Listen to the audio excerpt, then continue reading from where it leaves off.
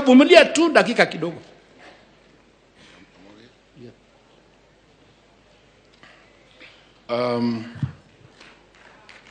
Honestly, I was not expecting this.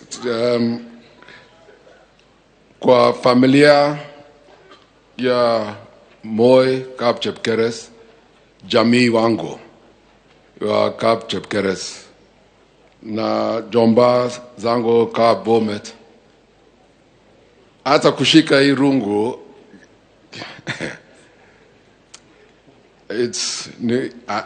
anyway, nitashika and I'll do my best na nitajaribu